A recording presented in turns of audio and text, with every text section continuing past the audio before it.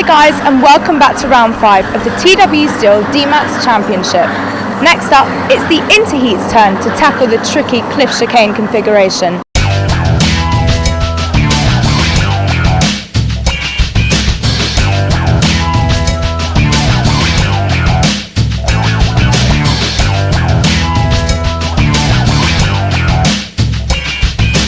Today, we could see a change in the lead of the championship. Lee Hollywood won round 4 of the Interheats and heads to round 5 just 18 points behind leader Bobby Trunley. In Heat 1, Jonathan Purton held off Lee Hollywood at the start, but as the field came down the back straight for the first time, it was Hollywood in front from Stephen Docker and Richard Lacey. Lacey moved into second on lap 2, setting his sights on Hollywood, with Alcock moving into fourth. Trunley and Cousins had a close fight over fifth, whilst Hollywood had an easy time of it at the front, taking a comfortable win ahead of Lacey, Alcock, Docker and Trunley. Martin Bork led the field away at the start of Heat 2, managing to stay ahead of Robert Pertack. Bobby Trunley, Stephen Docker and Steve Broughton kept Pertack very busy, and he succumbed to pressure from Trunley by the end of lap 1. Bork was 2.5 seconds up the road, as Chris Alcock was next to put pressure on Pertack. Hollywood rapidly moved up the order, getting ahead of Alcock for third. The battle behind Bork for second, third and fourth positions allowed him to keep his lead to just under 2 seconds heading into the final lap, and he took the win. At the start of Heat 3, Alcock's best efforts weren't enough to wrest the lead from Trunley. Richard Lacey and Lee Hollywood joined the pair by the end of the opening lap, with just 1 second covering them all by the end of lap 2.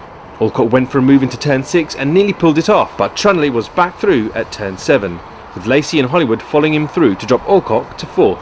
Hollywood got a run out of turns 4 and 5 and was through into the lead on the final lap as they made their way into turn 6. He then pulled out just enough to take the win from Trunley, Alcock, Lacey and Luke Cousins, who joined the pack in the dying stages. For the final, Lee Hollywood lined up on pole with Bobby Trunley alongside him. Hollywood held the lead through turn 1, with Trunley keeping Richard Lacey at bay to keep second. Hollywood was quickly opening up a gap at the front as Lacey put pressure on Trunley for second for the first half of the lap, with Trunley getting a kart length on Lacey by the end of lap 1. Trunley got his head down and was closing the gap back up to Hollywood, leaving Lacey on his own in third, with Luke Cousins a further 1.3 seconds back, but lapping fractionally quicker in fourth.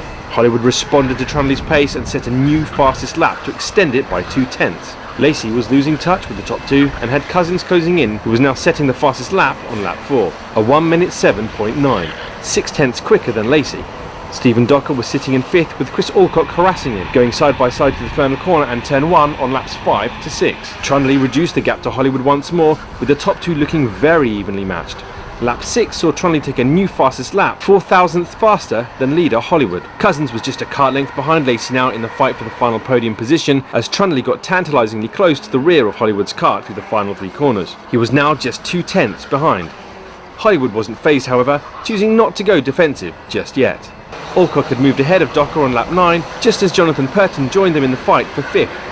Trunley lost ground to Hollywood on the penultimate lap, trying to attack him through the penultimate corner, but dropping to 1.3 seconds behind. Thankfully, he still had 1.4 seconds over Lacey and Cousins, as they lapped with just a quarter of a second between them. Hollywood took the spoils and another win ahead of Trunley, with Lacey completing the podium, just holding off Cousins in 4th and Purton in 5th.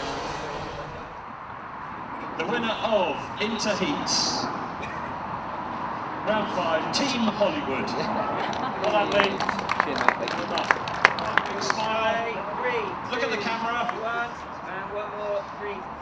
So Lee, this is becoming a bit of a habit, isn't it, you winning? Very nice habit, isn't it? I quite like this. Happy to do it more and more. Thank you.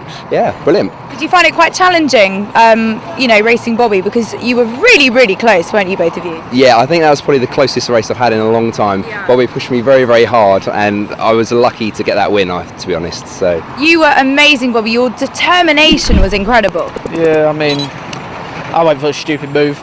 I knew it wouldn't work because I thought for a second, that marker move, let's try it.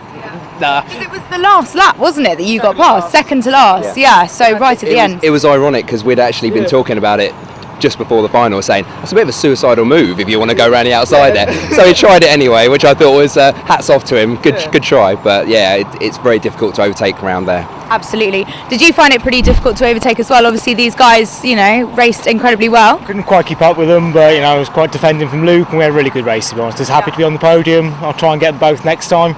Stop Lee winning, hopefully, and we'll change the podium up a bit. If you'd like to take part in the DMAX Championship, book online or call this number.